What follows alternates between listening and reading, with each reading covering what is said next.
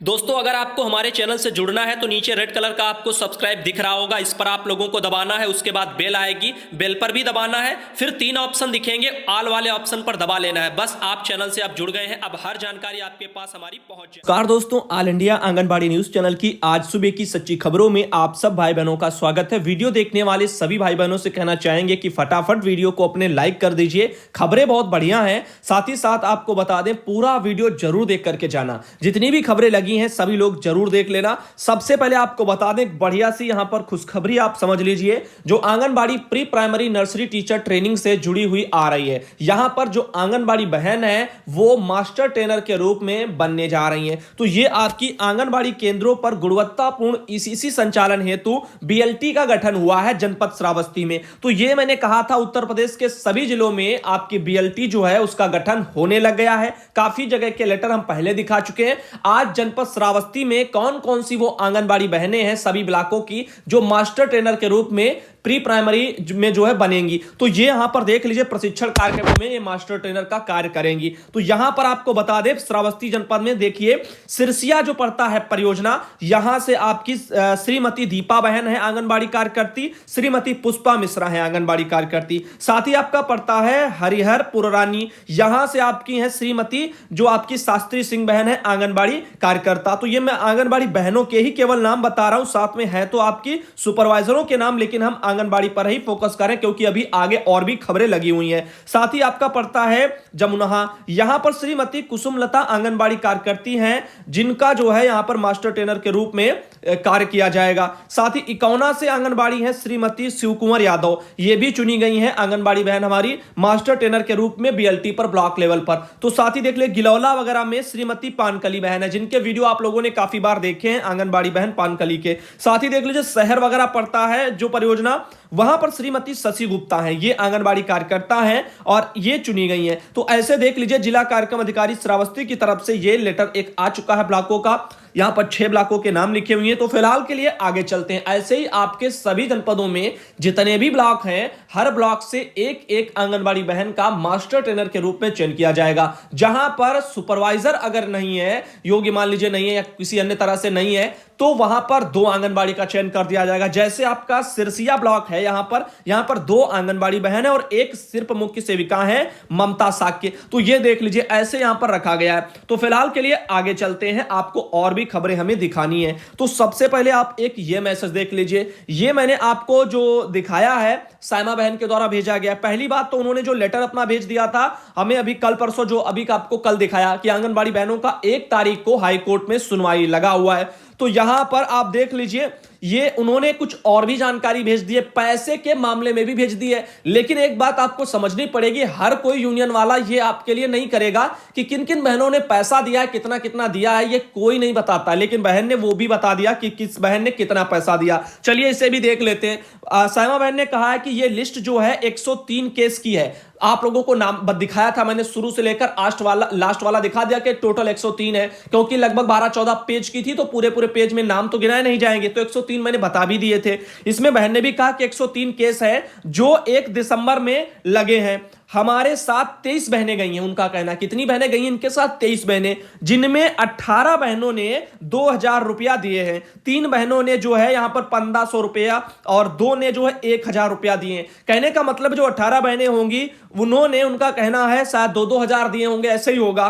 और बाकी 3 बहनें 1500 दिए होंगे और बाकी जो 2 बहनें हैं वो 1-1 हजार करके उन्होंने मदद स्वरूप अपना दिया है, सहयोग राशि है कोर्ट में लड़ाई और खर्चे के लिए। तो उनका कहना जिनमें 2 वकील खड़े हैं, सभी के कागज भी जो है व्हाट्सएप से उन्होंने ही निकलवाए हैं, फिर उनको ईमेल करो, कोरियर करें, और साथ ही साथ उनका कहना दोनों वकील की फीस, ये सब उन्होंने इसमें से खर्चा भी दिया है। तो ये सब उन्होंने अपना बताया है, जितना सहयोग बहनों ने किया और जो जो खर्चा जहां जहां हुआ वो सब उन्होंने बताया है। तो फिलहाल के लिए ऐसा कोई करता नहीं है यूनियन का। ये तो बड़ी बात है कि यहां पर खर्चे का कोई जिक्र करे कितना पैसा आया, लेकिन हमारे काफी जो बाकी यूनियन वहां से तो ये तक जानकारियां नहीं आती हैं कभी कि हाँ मैटर मेरा कहां तक चल रहा है, मेरी सुनवाई सुनवाई नहीं लगी है, क्यों नहीं लगी, कब लगेगी, क्या हो रहा है, 2-2 ढाई 3-3 महीना बीत गया, कोई कुछ नहीं कर रहा है, सब चुपचाप बैठे हुए हैं। फिलहाल के लिए हम लोग चलते हैं आगे, और भी जानकारी है। बिहार सरकार का एक ये आदेश आप लोग देख लीजिएगा, 24/11/2020 को जारी है, यानी 24 नवंबर को। यहां पर दया निदान पांडे जी हैं, विशेष सचिव हैं बिहार में, उनके द्वारा यह निकाला गया था।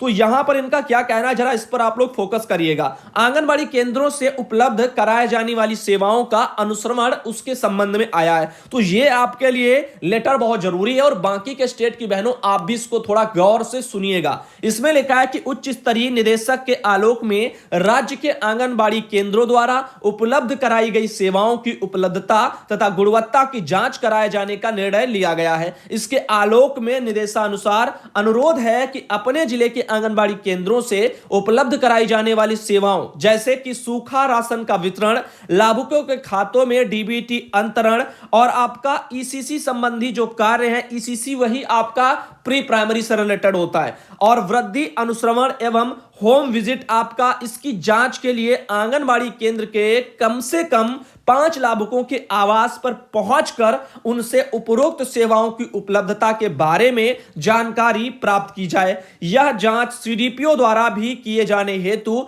डीपीओ उन्हें अलग से निर्देशित करेंगे। लाभुकों के आवास की सूचना स्थानीय सीडीपीओ द्वारा जांच पदाधिकारियों को उपलब्ध कराया जाएगा। इस जांच कार्य दिनांक 25/11/2020 को प्रातः यानी सुबह 8 बजे से प्रारंभ होकर के अपराह्न 5 बजे यानी शाम 5 बजे तक जांच पूरी कर मुख्यालय को रिपोर्ट भेजा दिया जाना है। तो ये आप देख लीजिए, ये 24 तारीख को 24 नवंबर को बिहार सरकार में एक ये सचिव ने लेटर निकाला है। सभी जिला प्रोग्राम पदाधिकारी, सहायक निदेशक सामाजिक सुरक्षा, सहायक निदेशक बाल संरक्षण बिहार पटना को लेटर भेजा और कहा है कि जांच दल का गठन करो, आंगनबाड़ी केंद्रों की जांच करो, जो सुविधाएं मिल रही हैं केंद्रों के जरिए लाभार्थियों को, क्या वो उतनी पहुंच रही है या नहीं, तो उन सबके बारे में क्रॉस चेकिंग करते हुए गांव गांव घर घर जाओ, हर लाभार्थी के घर जाओ, 5 लाभार्थियों के यहां डेली, और उनसे पूछो, उनसे पता करो। तो जांच दल का गठन हुआ है। आगे देखिए लिखा हुआ है, उपरोक्त के आलोक में अनुरोध के बिना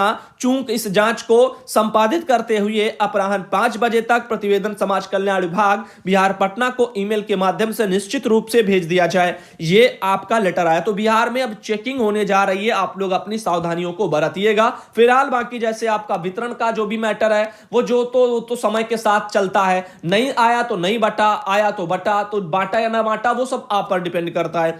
अब आगे देखिए, एक मैसेज और है, काफी बढ़िया मैसेज है, आप सब भी अपनी सलाह इस मैटर पर दीजिएगा। प्लास्टिक की थैली पर प्रतिबंध है, ठीक है, आप सब जानते हो। छोटे छोटे ठेला वाले हैं, पटरी वाले हैं, दुकानदार हैं, इनका चालान काट दिया जाता है। क्यों? क्योंकि ये पॉलीथीन का इस्तेमाल करते हैं। प्लास्टिक की थैली में सामान देने पर, ठीक है, उसी प्लास्टिक की थैली में आंगनबाड़ी केंद्रों पर कच्चा राशन का वितरण कराया जा रहा है। क्या अब पर्यावरण को खतरा नहीं है? तो अब तो विभाग ऊपर से पॉलीथीन समूह की महिलाओं को, कार्यकर्ताओं को दे रही हैं। तो ये क्या इससे पर्यावरण को हमारे खतरा नहीं होता है? तो यहां पर सोचने लायक बात है। और देखिए, जो गरीब लोग हैं उनके ऊपर कैसे अत्याचार जो है ढाए जाते हैं, लेकिन बाकी अपने आप सरकार विभाग को करना होता है तो वही सब उनको ठीक लगने लगता है। तो अब यही तो मैटर है। जबकि जो आपके अच्छे अच्छे कंटेनर रंगीन आने चाहिए थे, जिनकी कोई व्यवस्था नहीं है, पता नहीं वो कब आ पाएंगे या नहीं, अधूरी जानकारी और अधूरे कामों को लेकर के जो है ये सब चल रहा है। और फिलहाल प्रेशर पड़ रहा है कर्मचारियों पर कि आप अपनी जेब से खर्च करो, ये करो, वो करो। बाकी हमारी योगी आदित्यनाथ सरकार की कोई भी तैयारियां कच्चे राशन वितरण को लेकर के थी नहीं, लेकिन उन्होंने ऐलान पूरे प्रदेश में कर दिया। क्योंकि बोलने से क्या जाता है, ऐलान तो उन्होंने मानदेय बढ़ोतरी का भी तो किया था, लेकिन क्या वो आज तक मिला? तो ऐसे अगर उनके ऐलान पर ऐलान होते रहेंगे और वो कभी पूरे नहीं हो पाएंगे धरातल पर, तो फिर यहां पर इसे जुमलेबाजी ही बोला जाएगा। आगे देख सकते हो, यहां पर एक और ये मैसेज हमारे पास आया है, ये बिहार यूनियन से आया है। यहां पर काफी आंगनबाड़ी बहनें आपको दिखाई दे रही होंगी बिहार में, ये सब धरने पर बैठी हैं और डीबीटी व्यवस्था का विरोध कर रही हैं। कुछ यहां पर हमारे पास इससे जुड़े हुए लेटर भी आए थे, खुदा न खास्ता लेटर इनका रह गया है, लेकिन फिर भी जो मैटर है वो मैं आपको बताता हूं। बिहार राज्य आंगनबाड़ी कर्मचारी यूनियन का एक ये लेटर आप जो है पढ़ लीजिए, 27 तारीख को निकला है, और इसमें टोकन प्रणाली जो है, ओटीपी वाला सिस्टम, उसका टीएचआर वितरण जो व्यवधान आ रहे हैं उसके संबंध में यह लेटर लिखा गया था।